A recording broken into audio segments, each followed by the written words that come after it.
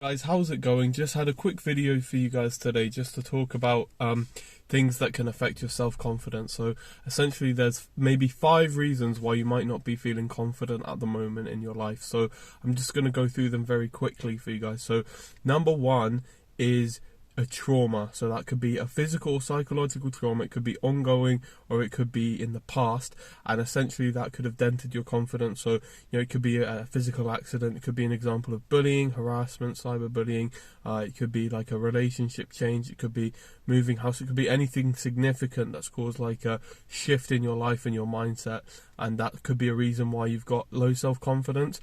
And I'm going to try and suggest some measures with these ones as well. So for this one, I think it is about just probably sorting out the stress or trauma if it's a current situation, or potentially trying to make peace with your past through various ways, whether that's something creative like journaling or some outlet like art or something like that, or maybe if you need more professional help, maybe seeking something like CBT or talking therapy. That could be quite helpful to help you make peace with your past, okay? And again, number 2, so they're linked to the past, okay, these first few. So number 2, the second reason why you might not be feeling confident or have low self-confidence is that your upbringing. So if your parents never encouraged you, or if you went to like a school that didn't really encourage you in your early years, or potentially if you grew up with siblings who are all so much better than you, then that could be another reason why you're feeling low in confidence. So again, ways to address that are maybe now after all these years, it's time to have a chat with your family, or maybe it's time to just look at the broader world and see actually what other people your level or your age are going out and doing, and then having a more realistic view of that. So that's one way you can overcome that little issue with your self-confidence. The third thing that could be impacting you is your belief system. So like I said before about low expectations and disappointments, a lot of the times our disappointment isn't based purely on our objective outcome. It's actually based upon our expectation versus the outcome. So the thing that could be impacting you here is your belief system. So like I've mentioned before, social media, the news, they tend to show the best of people's lives and the worst of people's lives, which can, distort your ideal of what's perfect, what's normal, and so that could actually be leading you to feel disappointed in yourself, and those feelings of disappointment could again be leading to low self-confidence. So how do you get around that? Well, potentially it could be time to detox from social media, but I think a lot of people nowadays are talking about just getting away from social media, living off the grid, and I think increasingly it's being harder to do that, especially with the advantages it offers with employment and things like that. So I think trying to understand a realistic view that things on social media, they do tend to be distorted and misrepresented, and part of that is because of the content that we as consumers respond to, but also because of like agendas, marketing and algorithms that are beyond our control. So maybe just trying to limit your exposure to that and spend more time with more realistic people, people who are real, people in your local area and things like that. So that could be another way that you could overcome that one, okay? Number 4 is your basic temperament. So if you're shy, if you're hesitant, if you give up easily, again, all these things could likely feed into the earlier aspects, such as your past. People might not necessarily have encouraged you if you're a shy person.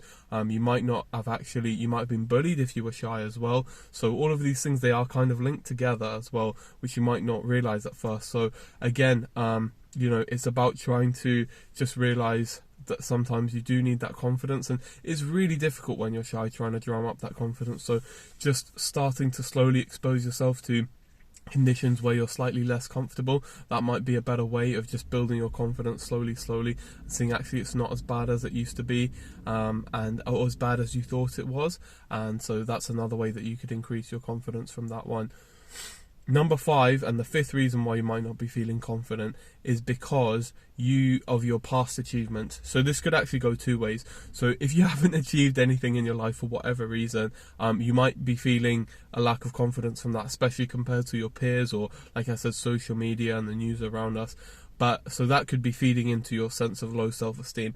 But actually the opposite could be true as well. So if you have achieved a lot in the past, or if you actually just got lucky and maybe just achieved one-off overnight success, you might actually be feeling very disappointed in yourself because you constantly compare yourself to that. So again, both of these, they need to be grounded in reality, and you need to kind of work towards like a middle ground. So if you haven't been achieving enough, maybe it's time to sit down and think, why haven't I been achieving as much as my peers? Is it because of something that's outside of my control, like my circumstances, or is it perhaps, maybe I didn't work as hard enough or something like that? So you have to decide those things. You need to make that time and think about that, and we all need to do that sometimes. But it could also as well be just looking back and thinking, actually that time I did work hard, but that was just a lucky opportunity, that was a fortunate opportunity, so I shouldn't compare myself to this one-off success that I had, and I can't keep comparing myself to that because it's unhealthy. Of course, it's really good to have ambition and to strive for big goals, but again, if you just had one-off success that perhaps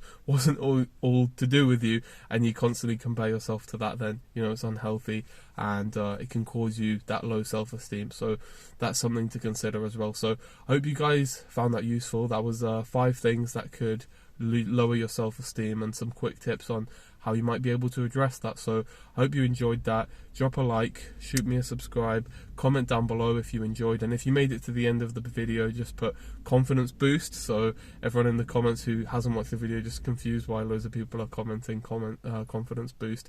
And check out the links below and share this if it helped you. So take care and peace out.